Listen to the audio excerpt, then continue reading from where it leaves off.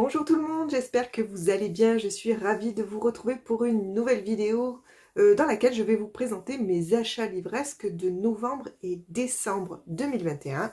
Voilà, on va finir l'année là-dessus avant le bilan, puisque dans ma prochaine vidéo, je vous parlerai de mon bilan livresque pour l'année 2021. J'ai fait quelques achats en novembre, un petit peu quand même.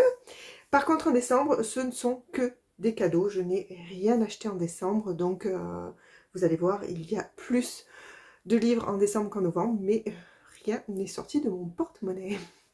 Allez, on attaque tout de suite avec les achats de novembre. J'avais terminé en novembre, justement, le tome 1 de cette saga. Du coup, j'ai tout de suite commandé le tome 2. Ce n'est autre que Eden Island d'Anna Klestel. Donc le tome 2 s'appelle Si loin du paradis et c'est aux éditions Inceptio Éditions. Le tome 1 s'appelle Le Secret, je l'ai lu donc en novembre et j'ai beaucoup aimé et surtout la fin se termine sur un cliffhanger de fou, donc il me fallait absolument ce tome 2. Dans cette histoire on suit Analia qui habite dans une archipel qui s'appelle Eden Island, qui est protégée dans un monde apocalyptique, donc c'est le seul endroit où on peut survivre de façon décente.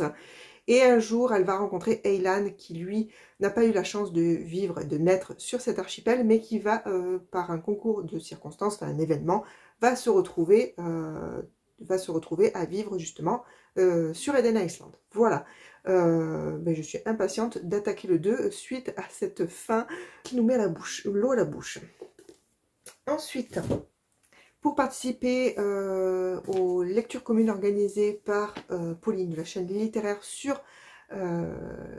l'autrice Jane Austen, je me suis procuré pendant le mois de novembre Raison et Sentiments et Orgueil et Préjugés. Donc ça c'est la collection Hauteville si je me semble bien. Je dis pas de bêtises, oui c'est ça. Hauteville, donc je les trouve super jolis. Ils sont vraiment très très beaux, ça fait une jolie collection, vous voyez, ils sont très très jolis. J'ai déjà lu du coup Raison et Sentiments et j'espère prochainement pouvoir lire Orgueil et Préjugés. Donc dans Raison et Sentiments on suit Elinor et Marianne qui sont les deux sœurs d'Ashwood et donc leur vie dans le monde, hein, dans leur catégorie sociale, voilà. Et ensuite, Orgueil et Préjugés, tout le monde connaît, a priori, moi je ne l'ai jamais lu, mais a priori tout le monde connaît l'histoire, donc on suit les sœurs Bennet, et notamment Elisabeth qui va rencontrer Monsieur Darcy. Voilà. Je ne sais pas encore quand est-ce que j'enchaînerai avec Orgueil et Préjugés, mais j'espère assez rapidement. Ensuite, j'ai fait une commande Gilbert Joseph, puisque j'avais un roman à commander, j'en ai profité pour me prendre des livres d'occasion. Depuis un petit moment, je vois notamment Stéphanie de la chaîne Les Chroniques de Lully parler de cette collection et du coup j'en ai trouvé deux qui me branchaient bien. C'est donc aux éditions Le Bélial dans leur collection Une heure lumière et j'ai trouvé Toutes les saveurs de Ken Lui et Greg, je vais y arriver, Ado de crocodile de Greg Egan. C'est Egan? Ouais c'est ça. Voilà, donc avec des couvertures de Aurélien Poulis, il me semble, qui sont super sympas. Donc, dans Toutes les saveurs, on suit une jeune fille, on est dans la conquête de l'Ouest, à l'époque de la conquête de l'Ouest, et on suit une jeune fille qui est fascinée par un groupe de personnes qui sont installées près de chez elle, qui sont d'origine chinoise. Et voilà, elle va rencontrer Guan Yu, donc elle s'appelle Lily, et Guan Yu va lui raconter, va lui parler de ces légendes, notamment sur le dieu de la guerre, voilà. Ça a l'air sympa. Et celui-ci, donc, a d'autres crocodiles. On est plutôt dans du SF, là, cette fois-ci. On va rencontrer Leila et Jacine qui vont essayer de percer le mystère des indifférents. C'est des espèces d'extraterrestres qui ont décidé de ne répondre à aucune sollicitation de la part des peuples autour d'eux plutôt. Et du coup, voilà, les deux jeunes gens vont essayer de percer ce mystère. Donc, je commence cette collection avec ces deux-là. Et si jamais ça me plaît, il y en a toute une collection, vraiment. J'en avais même repéré d'autres, donc je continuerai à me la procurer. Donc, toujours sur cette commande Gilbert Joseph, un roman que j'avais dans ma wishlist, depuis extrêmement longtemps. mais je trouvais qu'il était vraiment cher. Hein. Je n'avais toujours pas franchi le pas en neuf parce que je trouvais qu'il était trop cher. Mais en fait, c'est un bel objet livre hein, maintenant que je l'ai dans les mains. C'est Satinka de Sylvie Miller aux éditions Critiques. Donc, il est en hardback. Il est vraiment très sympa. Alors, je ne sais pas s'il y a une carte, il me semble que j'ai pas vue. Non. Non. Mais voilà, j'aime beaucoup l'objet livre. Donc, neuf, je crois qu'il coûte dans les 25 €, il me semble. Donc, et il est sorti en 2018, je crois. Dans cette histoire, on suit Jenny, voilà, qui travaille comme serveuse au saloon et qui n'est pas très sérieuse dans ses études. Elle est plutôt fascinée, en fait, par la ligne de chemin de fer transcontinentale. Et d'ailleurs, elle fait des rêves qui sont vraiment très réalistes sur ce chemin de fer. Et il va bien évidemment lui arriver des choses un peu étranges qu'elle va essayer de comprendre avec son meilleur ami. Voilà. Bon, bah, de toute façon, hein, moi, l'époque western, tout ça, moi j'adore. Donc, celui-ci, ça faisait un moment qu'il me faisait de l'œil. Et enfin, dans cette commande, je voulais compléter avec ce qui je pouvais trouver. En plus, c'était le solde, il me semble. Enfin, il y avait des promos. Donc, j'ai trouvé celui-ci, Bipocalypse d'Ariel Hotz. Donc, c'est aux éditions Medium, l'école des loisirs, dans la collection Medium. Alors, j'en ai pas mal entendu parler, notamment par Céline du compte Céline Lecture sur Insta, qui a beaucoup aimé ce roman. C'est plutôt jeunesse, mais je sais pas, le résumé a l'air quand même vraiment sympa. Donc, on est... il y a eu une apocalypse, hein, donc on est sur du post-apo, et on suit Samara qui va au lycée avec une batte de baseball. Donc, autant vous dire que le coin n'est pas sûr, hein, donc pour se protéger des monstres et des choses qui se sont transformées à cause de l'apocalypse. Et sa ville vient de décider de lever la quarantaine sur les gens qui vivaient dans le parc. Et bien sûr, ces gens sont un peu étranges et la population les craint, notamment craint qu'ils aient été contaminés ou quoi que ce soit. Et voilà, c'est dans cet esprit-là qu'on va suivre Samara, qui va rencontrer donc 3 jeunes gens dans son lycée, je crois, qui viennent de ce parc. Voilà, ça a l'air vraiment, vraiment sympa quand même. Je suis en train de faire la petite montagne ici. Ensuite, je me suis procuré, suite à la vidéo que j'avais faite sur les romances de Noël, dans laquelle vous avez voté pour les 5 romances que vous vouliez me voir lire pendant les fêtes. Donc, je me suis procuré les 5 romans qui ont reçu le plus de votes. Donc,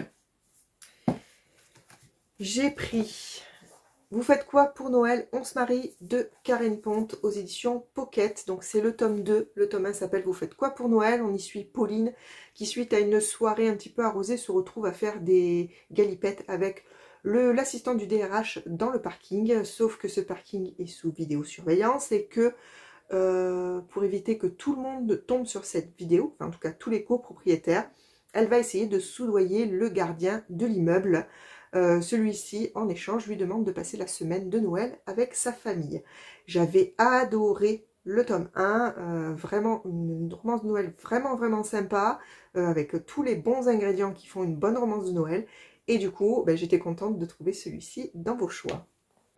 J'ai ensuite acheté donc Les étoiles brillent plus fort en hiver de Sophie Jomain. Donc là, c'est chez Charleston Poche. Donc dans cette histoire, on est aux Galeries Hartmann et on suit, comment s'appelle-t-elle déjà? Agathe. Agathe qui est chargée de la décoration de Noël dans les galeries. Sauf que le nouveau PDG, qui n'est autre que le fils du fondateur des Galeries Hartmann, qui est malheureusement décédé, va décider que la décoration qu'elle a mis plusieurs mois à préparer ne lui convient pas et il lui demande de tout changer en une semaine. Voilà, c'est le résumé en tout cas était super intéressant. Il faut savoir que j'ai déjà lu tous ces livres, bien sûr, puisque au moment où je vous tourne cette vidéo, Noël est déjà passé depuis un petit moment. Et du coup, toutes ces lectures, je les ai déjà faites. Et c'est un roman qui m'a fait passer un très bon moment. Mais j'y reviendrai bien sûr dans un point lecture. Ensuite, j'ai je m'étais procuré le livre de la romance de Noël de Lise Siven aux éditions J'ai lu qui s'appelle Il faut sauver Albert, le homard prévu pour Noël. Donc là, on suit Béatrice et Ervan, ou Erwan, je ne sais pas comment ça se prononce, oui, Erwan, je dirais. Bref, nous ne nous égarons pas. Donc, Béatrice se retrouve, Erwan, pardon, demande à Béatrice de venir passer les fêtes avec lui dans sa famille. Ça fait très peu de temps qu'ils sont ensemble. Erwan est un peu réticent à aller passer les fêtes avec sa famille parce que ses parents sont un peu compliqués. Mais bon, il n'a pas le choix, donc il emmène Béatrice. Et il va s'avérer que Béatrice, qui est végane, va vouloir sauver le homard qui est dans le garage et qui est prévu pour le dîner de Noël. Voilà, ça a l'air en tout cas assez loufoque. Enfin, ça a l'air, je le sais maintenant. Et voilà. Ensuite, je me suis pris Le bonheur dépend parfois d'un flocon de Colin Wright aux éditions Pocket. Donc là, on est dans une petite auberge qui s'appelle l'Evergreen Inn et qui appartient à Jeanne et Tim. Et c'est la veille de Noël. Et ils sont censés accueillir Anna et tout un tas d'invités puisque Anna se marie le jour de Noël dans l'auberge. Sauf que vous vous doutez bien que tout ne va pas se passer comme ça. Il va y avoir une tempête de neige et de nombreuses personnes, aussi bien des gens qui avaient réservé dans l'auberge que des gens qui se sont retrouvés coincés par la tempête, vont se retrouver à l'auberge et voilà, passer Noël ensemble, la plupart du temps sans se connaître. Donc une jolie romance de Noël qui n'est pas que romance justement, c'est plutôt une histoire de Noël et c'était bien sympa. Mais je ne vous en dis pas plus, pour l'instant en tout cas. Et enfin, je me suis commandé L'hiver n'est jamais froid au café de l'amour de Julia Knoll aux éditions HarperCollins Poche. Donc celui-ci aussi faisait partie, c'est le 5e que vous aviez sélectionné lors du choix des romances de Noël. Et dans celui-ci, on suit Maddie. Non, on suit la petite fille de Maddie qui s'appelle Lily. Maddie a un café dans une petite station de ski elle va être, puisqu'elle est âgée maintenant, elle va être placée en iPad et son fils, donc le père de Lily, va vouloir vendre le café. Sauf que Lily a trop de souvenirs et elle a l'impression que c'est trahir sa grand-mère que de vendre ce café et du coup elle va essayer de le sauver. Et maintenant, on va attaquer sur le mois de décembre. Donc le mois de décembre, il y en a vraiment beaucoup, beaucoup, beaucoup. Mais ce ne sont que des cadeaux. Donc on commence tout de suite avec les livres que j'ai découverts dans le calendrier de l'Avent que j'ai fait avec ma sœur. Donc on s'est fait un calendrier où on s'est préparé des petites surprises. Et à l'intérieur de ce calendrier, j'ai eu le droit à 2 romans. Le premier, c'est Mission Ige de Caroline Franck. Donc c'est aux éditions, je ne sais pas d'ailleurs, Pocket. Voilà, c'est tout simplement. Il suffit de lire sur la pochette. Et on suit Chloé qui est reporter de guerre émérite. Et sauf qu'elle ne tient pas en place et que le jour où elle est contrainte de rester au journal, en fait, elle va prendre la tête à tout le monde. Donc son patron, enfin son rédacteur en chef, va décider de l'envoyer dans un petit village du Danemark qui vient d'être déclaré. Les habitants, enfin, en tout cas de ce petit village, je vais y arriver, ont été déclarés les plus heureux du monde. Voilà. Et Chloé, ben, le bonheur, elle, ça la gonfle. Donc un petit roman, c'est tout petit, hein, qui a l'air bien sympathique. Ensuite, toujours donc dans le calendrier de l'Avent, j'ai eu le tome 2 des enquêtes de Loveday et Ryder de Faith Martin qui s'appelle Un pique-nique presque parfait, c'est chez HarperCollins Poche. Donc là, on suit, c'est un cozy mystery et on suit la policière Trudy Loveday et le docteur Clément Ryder qui fait les autopsies, qui est médecin légiste, voilà, le nom que je cherchais, c'est ça. Voilà, donc j'ai le tome 1 que Pauline m'avait offert. Et voilà que j'ai maintenant le tome 2, je suis trop contente. Ensuite, on continue donc dans les cadeaux. J'ai reçu, si vous avez vu ma vidéo, un de mes blabla livresques, je ne sais plus le précédent, je crois. j'ai reçu un colis de la très gentille d'une de mes abonnées qui a eu l'extrême gentillesse de m'envoyer un colis avec des produits de Bretagne, et elle a glissé dans ce colis 2 romans, donc je la remercie encore sincèrement. Elle m'a envoyé Un barrage contre le Pacifique de Marguerite Duras, ou Duras, je ne sais pas, chez Folio. Il n'y a pas de résumé à ce roman. Je ne sais pas du tout de quoi ça parle, je sais juste qu'elle l'a adoré et qu'elle adore l'autrice et que du coup je suis impatiente de le découvrir.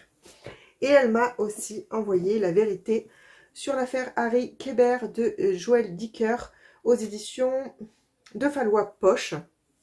Donc là, j'en avais entendu parler de ce roman, il me semble, mais j'ai peur de dire des bêtises, que c'est basé sur une histoire vraie. Bref, on est en 2008, on suit Marcus, qui est un jeune écrivain à succès et qui qui est en manque d'inspiration, donc il va rejoindre un de ses amis, un professeur, Harry Kéber, et passer un peu de temps avec lui, et quelques temps après, on va découvrir le cadavre d'une jeune fille qui est portée disparue depuis 1975, et tous les soupçons vont se porter sur Harry Kéber. Donc Marcus va tenter de mener l'enquête pour disculper son ami. Voilà. J'ai vu qu'il y avait de bonnes critiques sur ce roman, donc on verra bien. On reste dans les cadeaux, donc pour Noël, j'ai eu les copains Insta YouTube d'ailleurs ont eu la gentillesse de penser à moi et de m'envoyer des petits cadeaux. Donc j'ai d'abord reçu de la part de Dorian de la chaîne Mister Cabric Phobos, le tome 1 de Victor Dixon aux éditions Pikaji. Donc là c'est le poche. C'est une saga que j'ai depuis longtemps dans ma wishlist, mais que j'ai toujours hésité à me la procurer. Je ne sais pas pourquoi, en fait. Du coup, ben, là au moins, j'ai pas eu à y réfléchir et je l'ai reçu. Et c'est super sympa de la part de Dorian, donc que je remercie encore, bien sûr.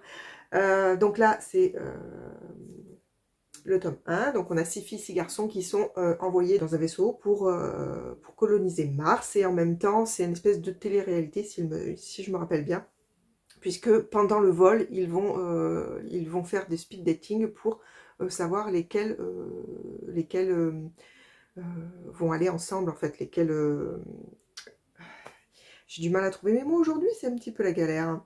Enfin voilà, lesquels vont pouvoir s'entendre pour pouvoir, puisque le but quand même c'est de coloniser Mars. Voilà, ou excusez-moi, ça a été catastrophique, très embrouillé, en tout cas, je suis impatiente de découvrir cette saga. Ensuite, j'ai reçu de Stéphanie, de la chaîne Chroniques de Lully, un roman dont elle avait parlé et je sais qu'il lui plaît beaucoup, l'auteur lui plaît beaucoup, et du coup elle m'a envoyé Pyramide de Romain Benassaya aux éditions Pocket. Je suis super contente parce que depuis qu'elle en avait parlé justement, j'avais très envie de le découvrir, donc ça va être une super occasion. Stéphanie, je te remercie encore sincèrement. Donc là on est en 2182 et les colons ont fui la Terre qui est devenue stérile. Ils sont censés se réveiller 200 ans plus tard, il me semble, après avoir atteint une autre planète qui est censée pouvoir les héberger, sauf qu'apparemment quand ils se réveillent, il s'est passé beaucoup plus de temps que ça. L'IA qui les guide est défectueuse, et voilà. Donc ils ne savent pas où ils sont et ce qui se passe, combien de temps ils ont dormi, etc. Et ça a l'air vraiment super. Pour moi, de toute façon, c'est de la science-fiction avec du voyage spatial, j'adore ça.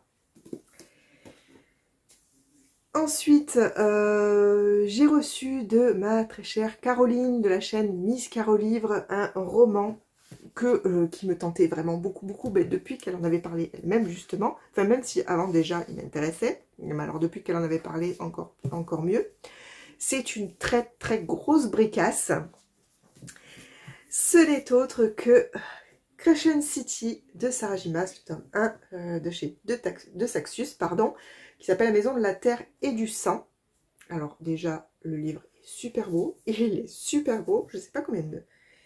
Ouh, on est presque à 1000 pages, hein, il me semble. Je vais vous dire ça. En quelques secondes, on est à 956 pages, donc un beau bébé. Oui, ce roman, depuis je l'avais repéré à sa sortie, franchement, il me tentait beaucoup. Donc dans l'histoire, on suit Brice qui vit à Crescent City.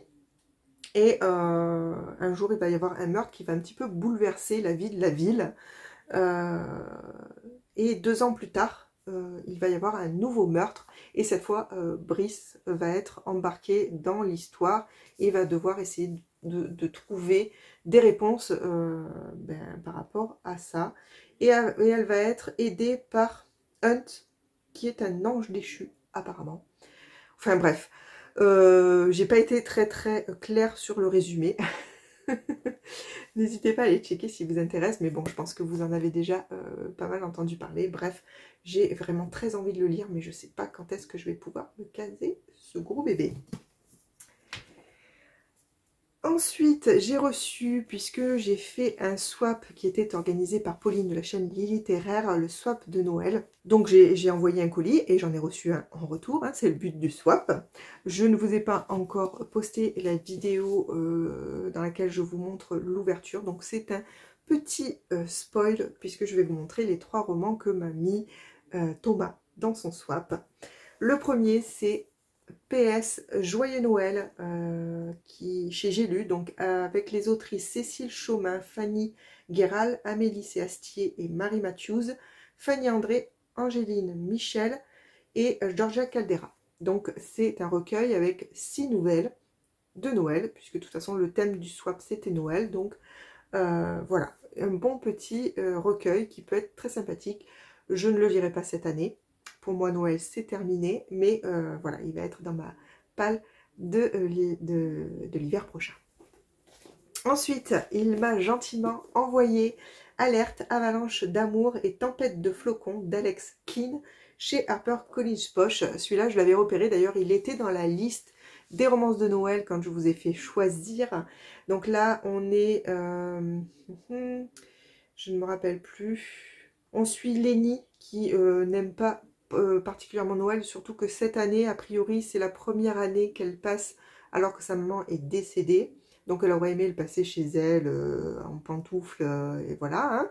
Sauf que sa meilleure amie a décidé de lui remonter le moral, et pour ça, elle l'a emmené dans un petit village, non, à Mégève, pour lui faire participer à tout un tas d'activités de Noël et tenter de lui remonter le moral. Voilà, ça a l'air très sympathique. On verra, puisque là encore, j'attendrai Noël prochain. Et enfin, le dernier, c'est Journal d'une fille motivée, l'année détox de Suzy Quinn chez J'ai lu. Je ne connaissais absolument pas ce roman, je l'avais vu passer nulle part. J'ai lu un petit peu le résumé, donc on suit Juliette. Les péripéties en fait de toute son année, alors qu'elle décide de prendre des bonnes résolutions. Donc ça a l'air d'être un petit roman sympathique qui fait passer un bon moment. On verra bien, en tout cas. Voilà, c'est hyper gentil. Je remercie encore Thomas pour ses cadeaux. On en vient, il y en a encore quelques-uns, à ce que j'ai reçu pour Noël de ma famille. Donc de la part de mon chéri et de mon fils, puisque mon grand garçon, maintenant j'allais dire mon petit garçon, mais non, mon grand garçon, a eu la bonne idée de m'offrir un livre qui n'est sur aucune wishlist, auquel je n'aurais certainement jamais pensé. C'est un escape game livresque, donc moi je ne connaissais absolument pas le concept. Celui qu'il m'a choisi, c'est le dirigeable du professeur, donc c'est un escape book. Et a priori, ça fonctionne un petit peu comme un escape game. Donc là, c'est écrit par Frédéric Dorn et c'est aux éditions 404 éditions. Donc là, on est enfermé à l'intérieur d'un zeppelin transformé en machine de guerre. On n'a aucun moyen de sortir, la salle de commande est complètement inaccessible. On est infiltré à bord et on réalise que le vaisseau nous réserve plein de surprises. Et le capitaine Relampago, semble prêt à tester notre logique et notre sang-froid avec quelques énigmes. Non, de nombreuses énigmes d'ailleurs. Ça a l'air super, en plus c'est steampunk. Mon fils me connaît bien quand même. Hein. Il sait bien que les énigmes j'adore. Hein. En général, en jeu PC, etc., c'est toujours ce genre de jeu que je choisis. Et donc, voilà, on va tester. Ça a l'air vraiment super intéressant. En tout cas, le concept est vraiment sympa.